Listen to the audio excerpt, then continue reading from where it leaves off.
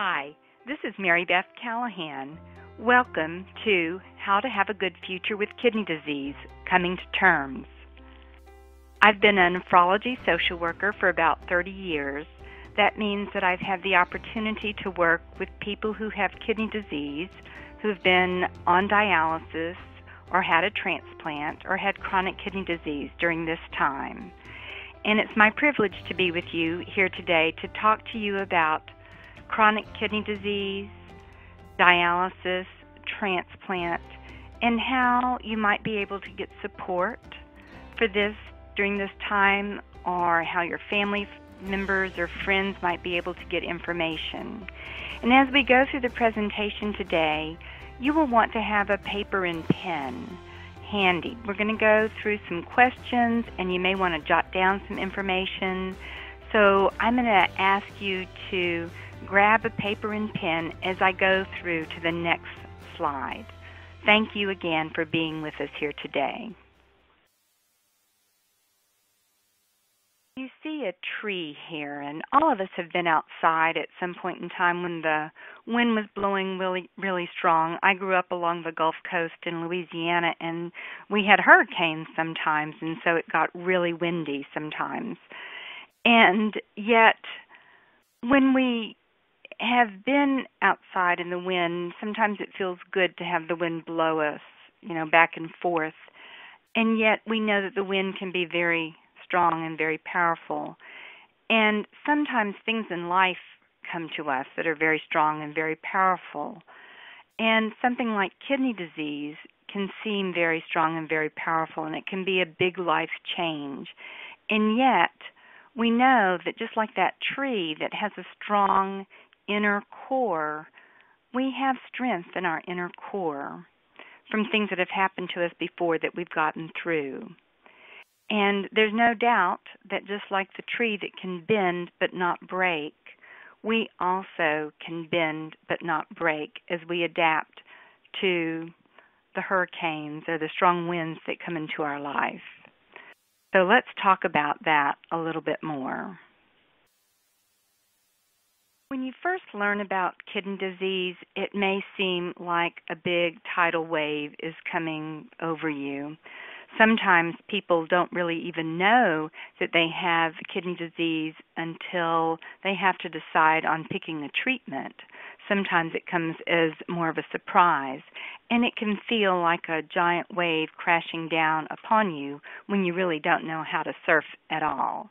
So we're going to talk a little bit about learning how to surf through some of that today.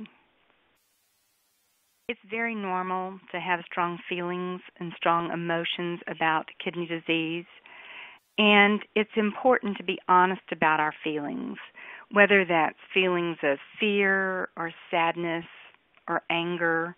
Sometimes I think we feel embarrassed to have these emotions because it looks like life is going on around us and other people aren't having these emotions. We don't know how other people are thinking about what's going on in our life, if they even know about it. But it is important to realize that everyone has emotions and everyone has strong emotions at some points in time.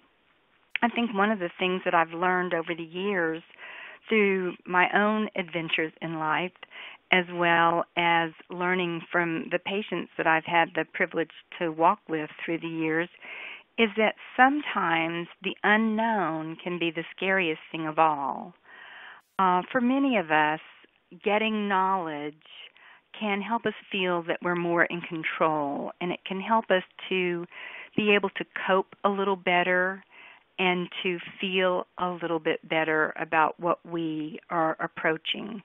And that's part of what we want to do here today. So we're going to talk a little bit about depression. In the general population, depression is very common, and it's even more so in the chronic population that has chronic illness.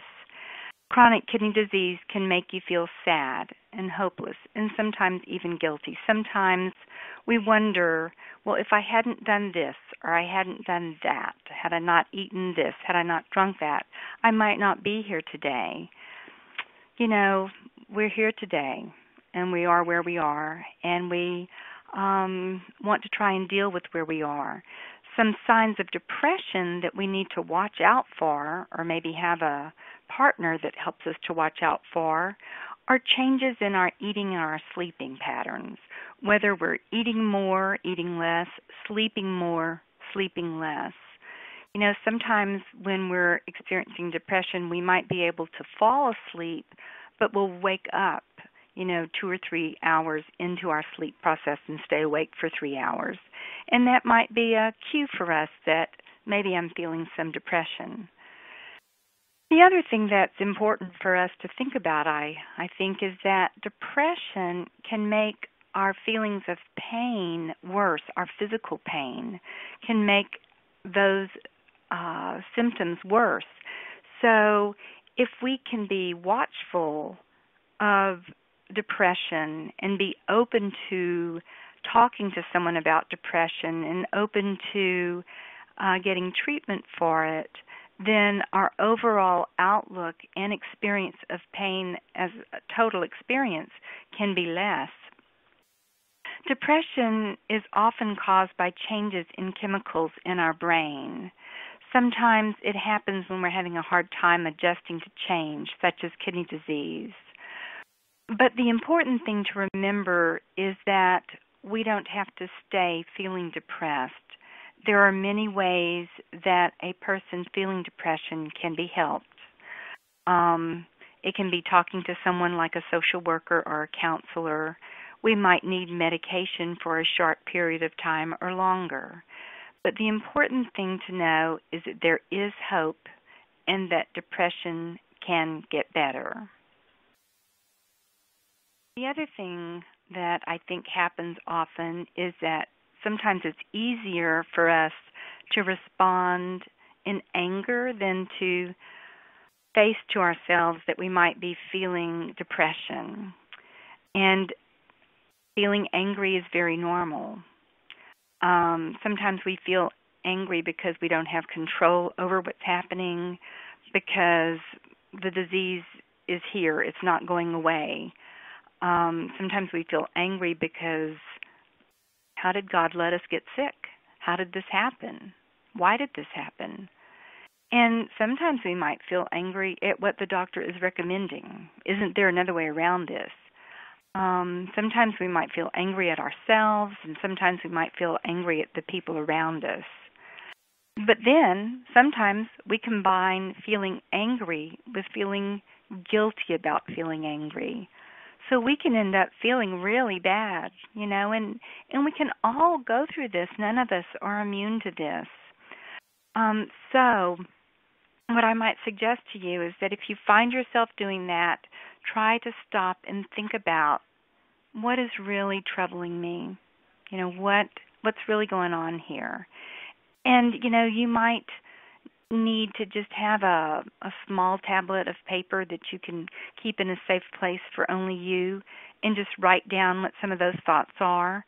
Or you might find someone who you can talk to for 3 or 4 weeks at a time as you're going through a different phase of adaptation to kidney disease. But these are very normal feelings. An important thing to remember, very important thing, if you hear nothing else through this presentation, is that you can have a really good future with kidney disease. I was really encouraged this week when a patient that I've known for many years came in for her normal checkup, and she reminded us that in September she'll be celebrating 30 years with her current transplant.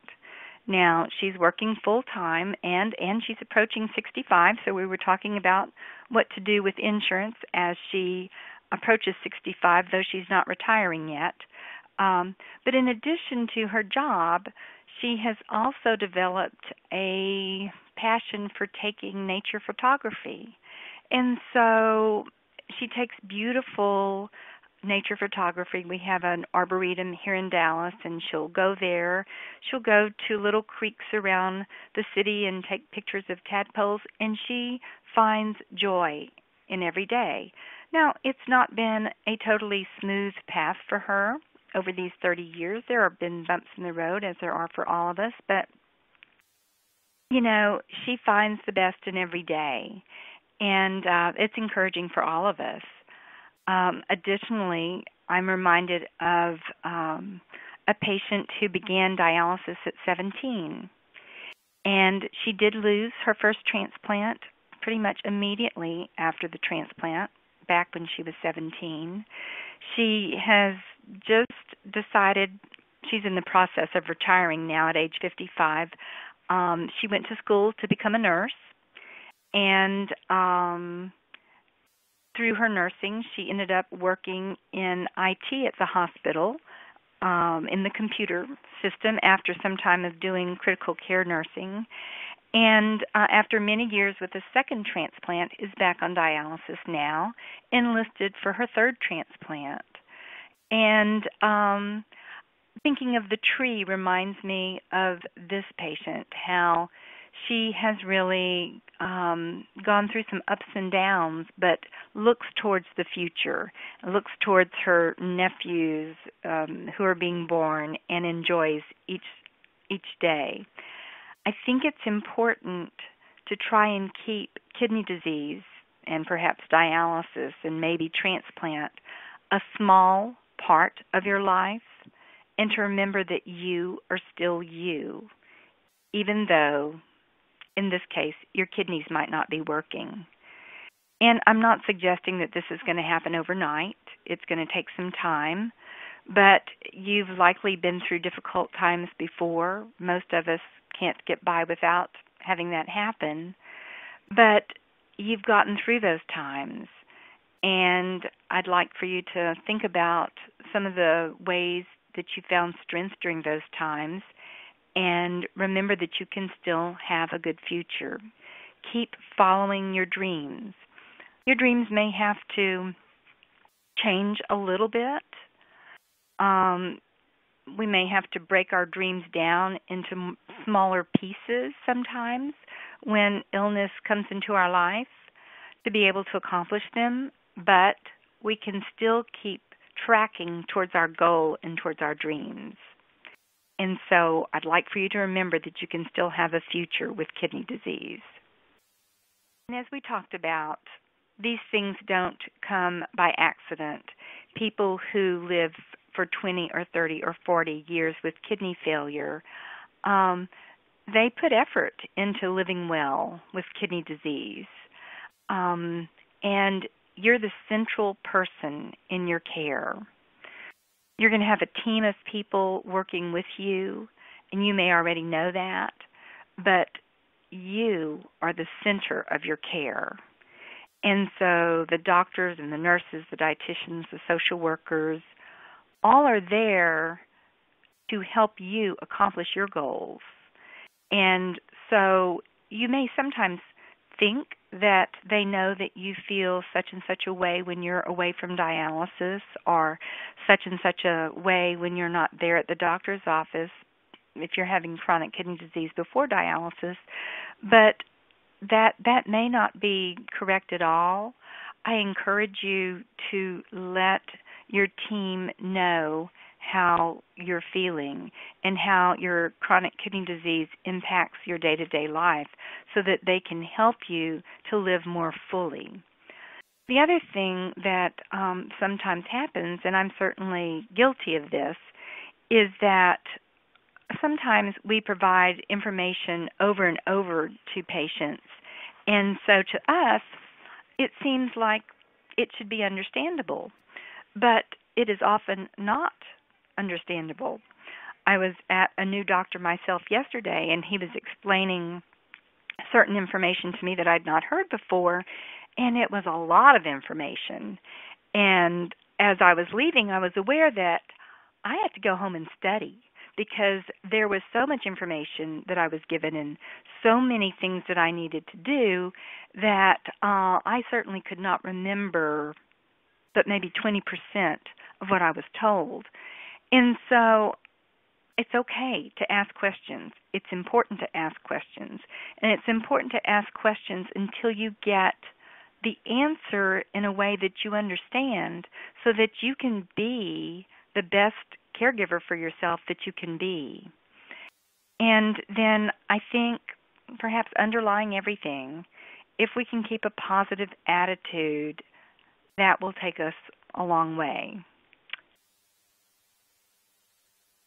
So over the next few slides, we're going to ask you to just think about through some questions that will be on the screen, and this is where you'll need your paper and pen. So if you haven't gotten up to get that yet, if you would do that. But to think about how you react to setbacks. And these things kind of ask us to look at our attitudes towards life. So let's look at the next few slides. Why do you think kidney disease happened to you? I'd like for you to just put down the letter A, B, C, or D, or E to this. And I'm going to read these out in case you have some vision problems. A, it was what I needed to have happen. B, because of my mistakes. C, random chance. D, I seem to attract troubles often. E, nothing ever goes right for me. So just select one of those. The next question, what have you learned from having kidney disease? A, how to turn lemons into lemonade. B, how to overcome obstacles. C, nothing. D, to expect more bad things. E, I just can't win. The next question, how has kidney disease changed you? A, for the better. B, I gained some new strengths. C, it didn't change me. D, I'm worse off than before.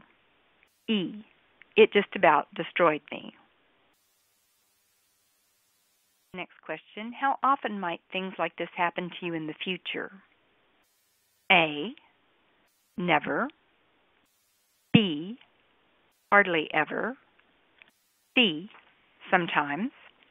D, often. E, all the time.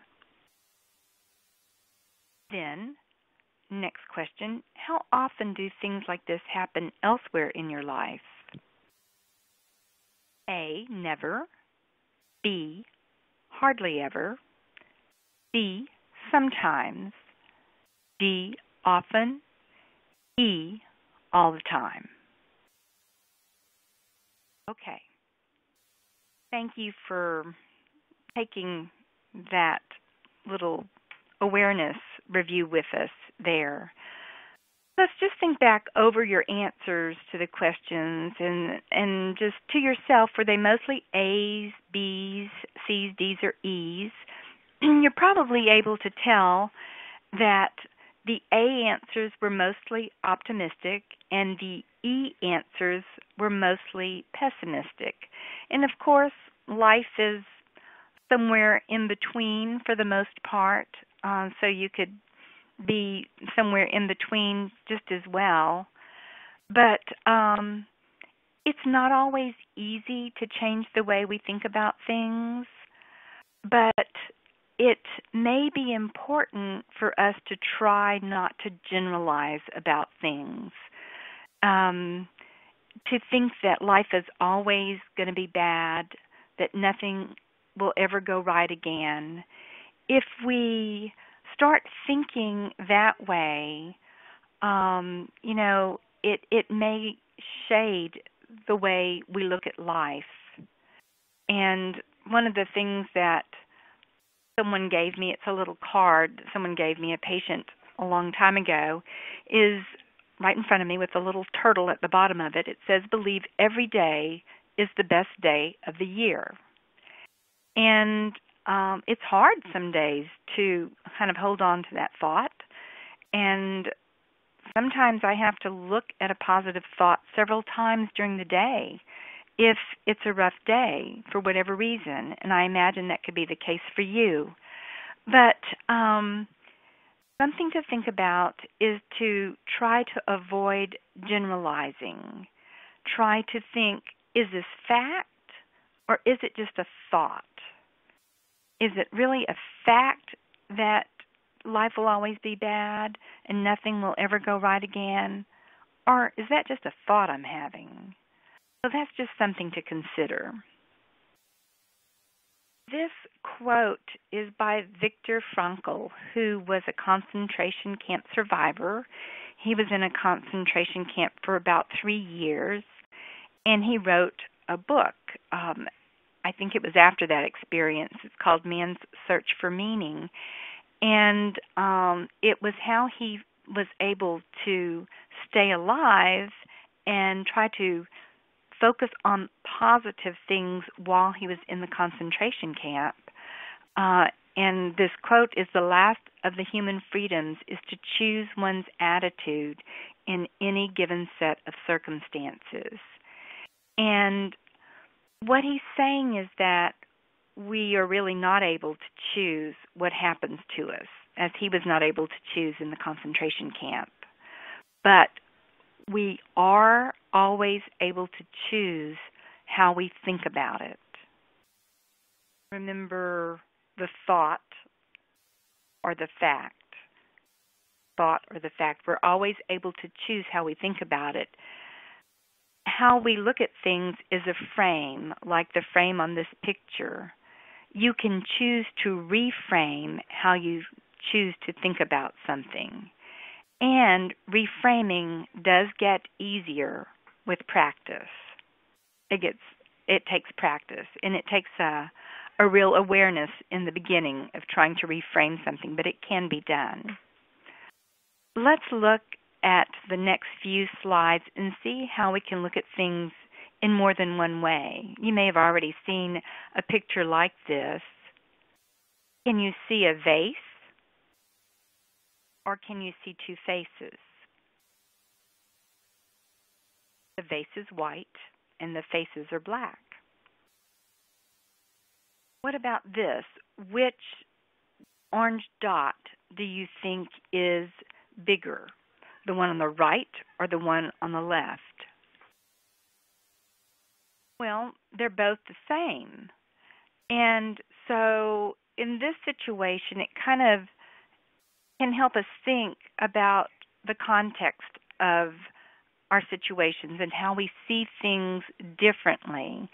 And we're going to look at a little girl in a little while and try and remember this picture as well. But the dots are an equal size. Now, on this picture, it looks like the center of this image bulges out, doesn't it? But they don't. All the lines are straight. And this shows us that sometimes we don't really see things as they really are. We may have a thought about something, but it may not be a fact.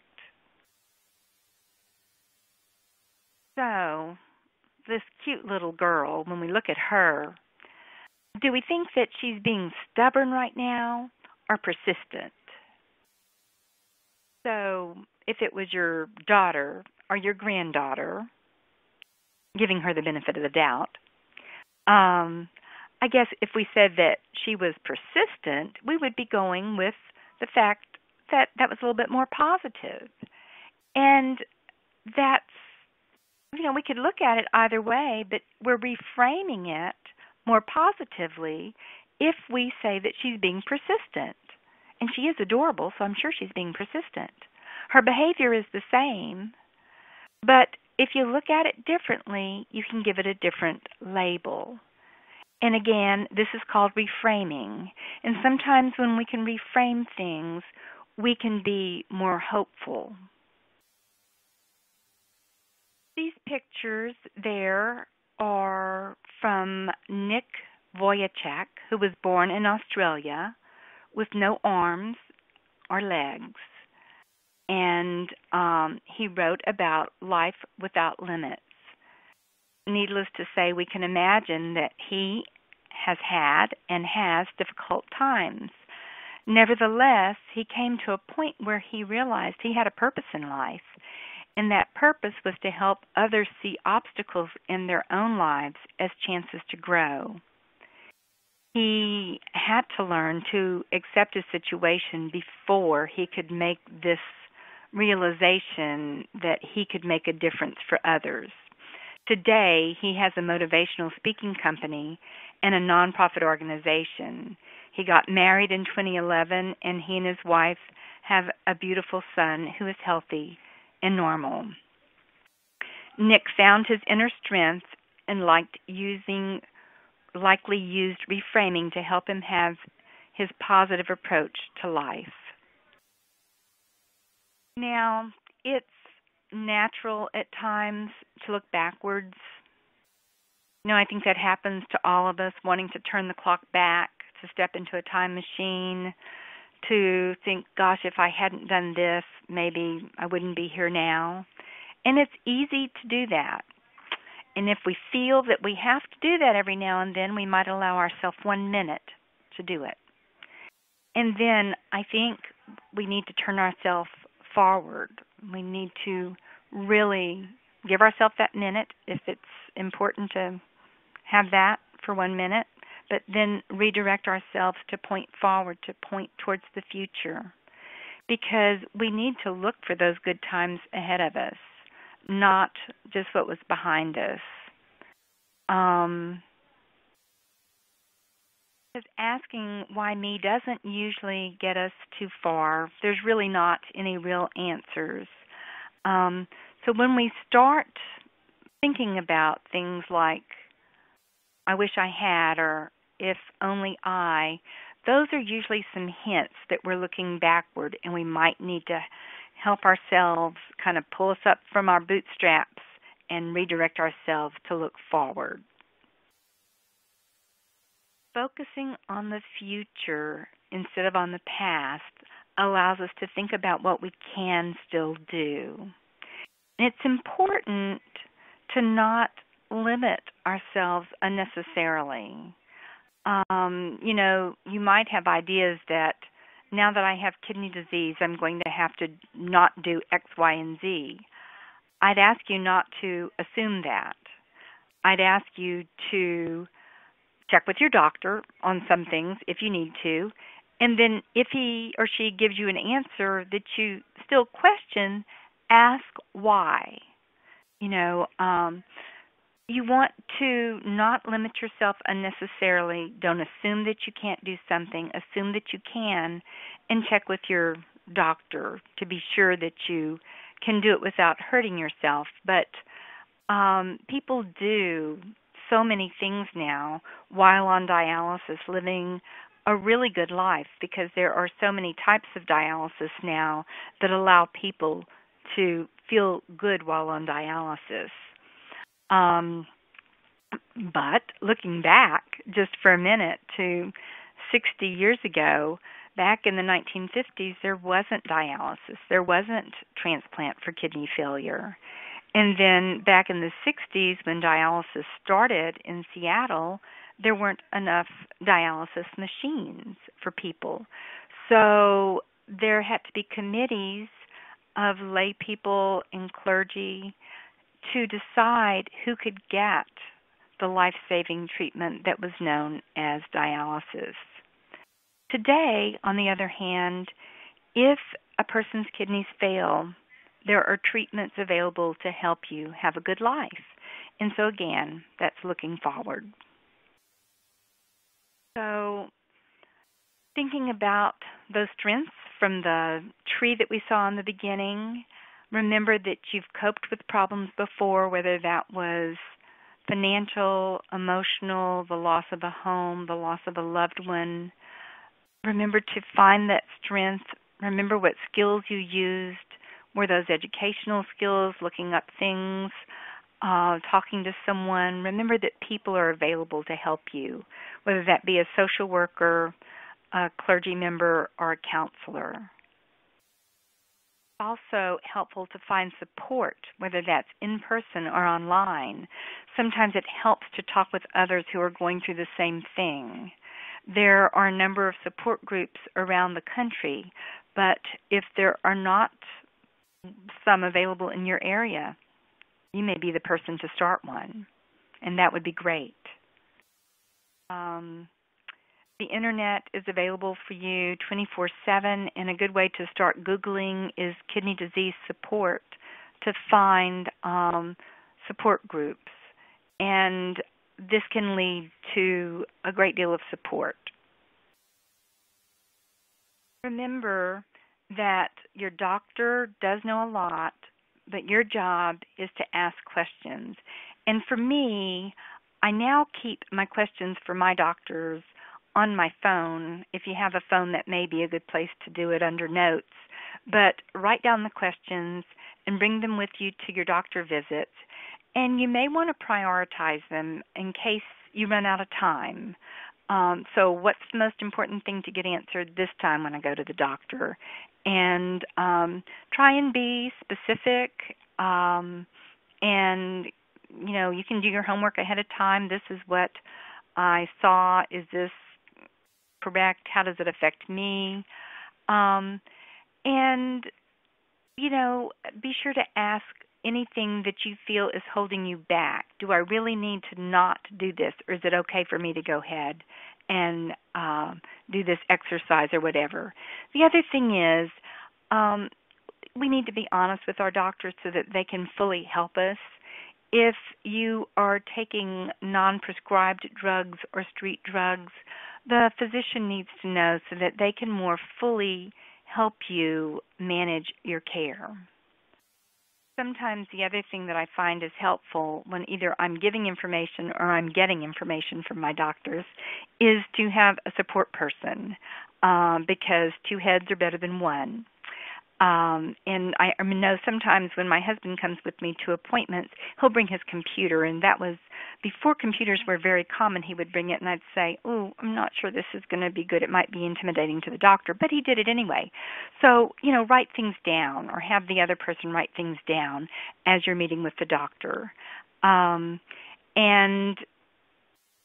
ask them to spell medical terms if you don't know what they're saying, because you're going to want to look that up when you get home. Online information is good, and in preparing this presentation, I was able to learn that one of the things that internet sites get is known as a HON code, which means Health on the Internet, and it's a code that says they have passed, so to speak, 10 quality standards. And at the end of a web page like WebMD or whatever you're going to go to, it'll have a little box with HON code. And that's a good way to know if this is good information. Testimonials are not always the best information, but just be sure that you're getting good information from the internet and check it out. Here are some examples of good websites that are done by nonprofit kidney organizations that may help you, that have a lot of information that is updated regularly. Kidney School is an exceptionally good website, in my opinion. I provide this information to patients all the time. It has several modules that a person can choose from to learn about any different number of things, so it's not overwhelming all at one time. If it's treatment options you want to learn about, you can go to that. If it's depression you want to learn about, you can go to that. And it just has so many things, and it's very well done. And it was developed actually by the same organization that has developed the presentation for today. So I think this is an exceptionally well done set of education, and I use it for my patients all the time. Some of the takeaways that I'd like for you to remember from today is that you really can have a good future with kidney disease. I've been able to see this with patients for the last 30 years, and it's been a great source of encouragement for me. People have lived decades after their kidneys failed, but it doesn't happen just by accident. You are a very important part of the reason that this can happen for you. You are the central part of your care team.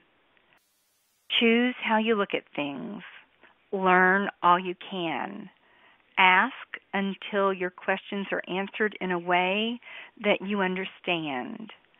We, as your healthcare team, are here to serve you. Become your own expert. Here are some websites to get more information. And I thank you so much for being a part of our presentation today on living with kidney disease, having a good future. Thank you.